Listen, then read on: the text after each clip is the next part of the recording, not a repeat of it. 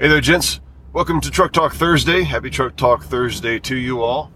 I'm Mike Yarbrough. I'm the founder of Wolf and Iron, and I'm glad to be spending some time with you guys here from my truck.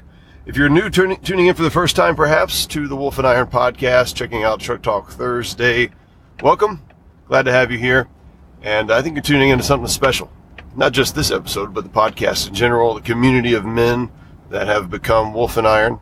And, Wolf and Iron is all about helping men heed the high call that's on our lives. What does that mean? What does it mean to have a high call on our lives? Well, I think we feel it, right? I think you feel it as a man. You feel the thing on your heart, on your soul, something calling you to be more, to do more than just the status quo. Now, the world looks around and says, hey, there's not really much that you need to do to be a man. In fact, there ought not be a difference between a man and a woman. And we're slowly moving towards an industry of button pushers and ease and automation, even more so than we've experienced in our own lifetimes. But yet you still feel it, don't you? You still feel that pull, something calling you out saying, nope, it's not good enough. You need to be more, you need to do more. You need to be a better father, a better husband, a better leader, a better example setter to other men and women, to lead your family, to love them better than you have before, perhaps better than you were raised. And so that's what Wolf and Iron is all about. And like I said, I'm glad to have you here.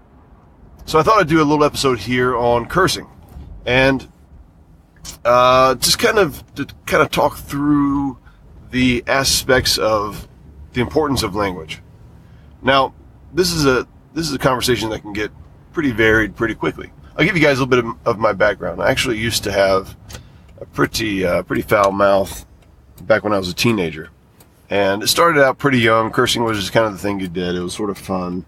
But, it's taboo. You're not supposed to do it. I was raised in the South and, all that kind of stuff. And so it was one of those things kids weren't supposed to do. So, of course, it was the thing you wanted to do. And so many of the TV shows and the people who were popular celebrities and whatnot cursed. And eventually it got to be where I was a teenager and I would do it more and more with my friends. We would curse a lot, and that was just part of it. We all wanted to be rock stars, and of course rock stars curse like crazy. And I fell into the thing where it was just part of the language. I didn't even think about it anymore. And in fact, when it happened on TV or in a movie that I watched, I didn't even hear it. You just become desensitized to it. And I know a lot of people who are like that. There's some guys in the manosphere, that's what we call the kind of the world of men, helping men, who curse quite a bit, and I just can't stand it, because now as an adult it just sounds so ignorant to me. And a little bit here and there, it doesn't really bother me. I know there's a time and a place for it. So I'm not one of those guys that says a man should never curse. We'll talk about that. But it's just when it just is like every other word and it's all the time, it drives me crazy. I can't listen to Joe Rogan, for example. He interviews some amazing people, and I'll watch some of the outtakes on YouTube and that kind of stuff, but I can't listen to the podcast just because it's too much. There are a few other people who come to mind as well, but it doesn't really matter. You guys know who they are. If you listen to them and they curse quite a bit, they're out there, right? And if you ask them, what's the deal with all the cursing, they would just say, look, this is just how I talk, and I'm not going to modify the way I speak for somebody else, right? Or I'm sorry that my words offend you, those kinds of things. And of course that would be tongue-in-cheek. But what should cursing mean to us? Should a man curse, and where should it fit in life? I'll also say I used to be a sailor, so I get the whole cursing like a sailor, but I actually cursed more when I was a teenager than I ever did when I was a sailor. And there's a lot of cursing on the ship, but it's not nearly as bad as I imagine it was once upon a time. So let's start with the whole issue really here. What does language mean? Does language matter? Do words matter? So when we say, cursing, it's just words. And of course, in other countries, the words that we use for cursing aren't necessarily cursing over there. And I think some people that I've known from Australia say, in Australia we curse all the time, but it's not curse words. I mean, it's just the words we use. We just call each other this or that, and it's used for fun and in jest, and nobody means much about it, right? So yeah, there's some contextual considerations that you have to have in place as well. But let's think about language for a second and just how important it is, how amazing it is. You and I, we have feelings, we have thoughts, we have desires that just sort of well up. These things are unstructured. So you feel angry, but it's unstructured. It doesn't have any way of organizing those thoughts. you feel sad, you feel happy. It comes out in some kind of way, but it's not organized, it's unstructured. And yet we have something called language, right? Whatever language you happen to speak, it is structured. Now, we've been speaking our language for so long, we don't think about it as being a structured system. In fact, it just becomes innate and becomes intuitive. And which is really good, because that means that the thing that is unstructured, our feelings, now get to be part of a structure that really doesn't require a lot of thought to make it happen, because it's intuitive. And so the unstructured thing becomes the structured thing almost without thinking about it, so that emotions can come through and be expressed in a way, thoughts can be expressed in a way that doesn't disrupt our emotional state. Imagine if you were somebody who just got taken out of the wild and you didn't have a language and all you had was emotions, and you had to learn how to communicate in speech or sign language or some other kind of way your emotions to this new language that you're learning. It would feel very disruptive, because you would have to stop your emotion in order to concentrate on the thing that you're trying to express, right? But we don't do that. If you have a native tongue, you don't do that. And so when you speak, you're taking those unstructured things and you're putting structure around them, and you're able to express yourself. Now, if you've ever been in a situation where you had something to say and you wanted to speak so badly, and maybe you couldn't because somebody else is speaking, or you couldn't find the words, and it just felt like, oh my gosh, like I just got to get this out. I just got to say this thing. And you weren't able to do it. And how frustrating that was, just how immensely frustrating that was. I've talked to people who have come from other countries, and they'll spend time with us here in the U.S., and they speak, loose English, whatever, broken English, but they kind of get by.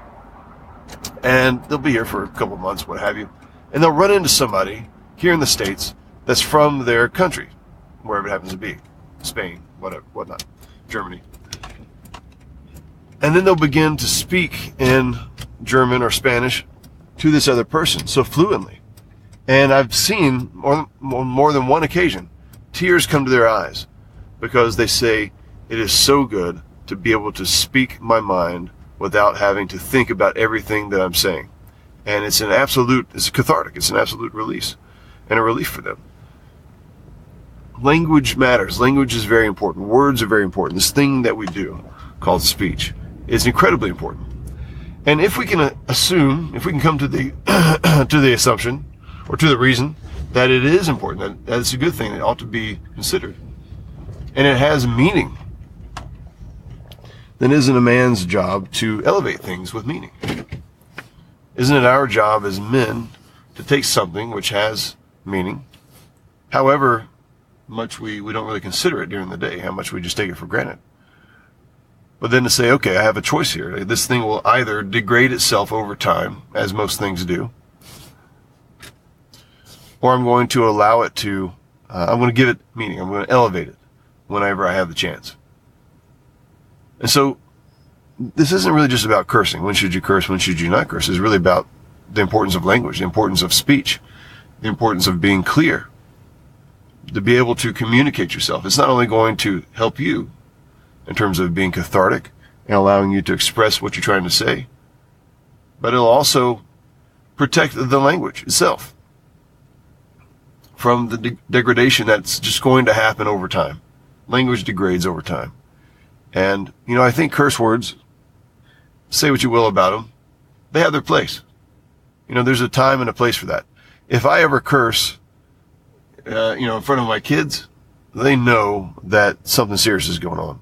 Except for one time that I'm apparently, I just thought about this. So the only time Liam, my youngest, says he heard me curse was he was sleeping downstairs on the couch for whatever reason. And I had come downstairs at about 2:30 or so in the morning because one of the dogs needed to be let out. And I was just mumbling curses the entire way, all the way to the back door to let the dog out. So that sounds about right. That probably did happen. But other than that, if I ever curse in broad daylight, fully awake, then, it means something. It has more of a meaning than it would be if I just let it fly all the time, right? And it also shows that I care about my audience. I care about what I'm saying. I care about how I'm going to be perceived, how about my message is going to be received. And that's important, guys. It's really important, especially because I have a podcast. I do these things, weekly, bi-weekly, whatever the case is. And I speak to people all the time. And what I say matters.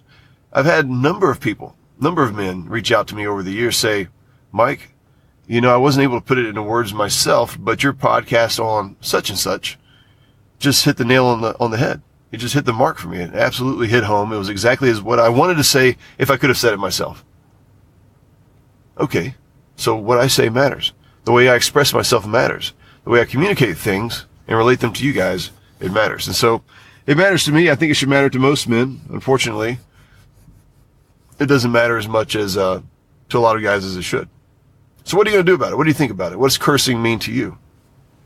Is it something that you just do? Is it something that you feel like you have control over? Or is it something that you feel just happens now so innately for you and you've been desensitized to it, you don't even think about it?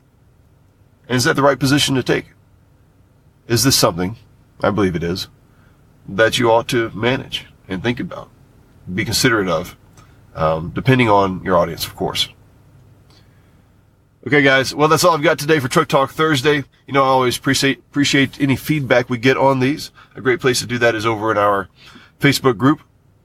We've got a fantastic online community of men that are just heeding the high call in their lives, having some great conversations. And not only that, we don't let everybody in. Not every guy who listens to this podcast shows up tries to get into the Facebook group, makes it into the Facebook group. We actually turn away more men than we let in. Why do we do that? Because we want to make sure that it's only high caliber guys over there. And if you think you're a man of high caliber and you want to associate with other men of high caliber, then head over to wolfandiron.com/the group. That'll take you over to our Facebook page where you can request membership. And I look forward to speaking to you over there. I look forward to hearing your thoughts on this episode and any other. And until next Thursday or until the next podcast episode, take care.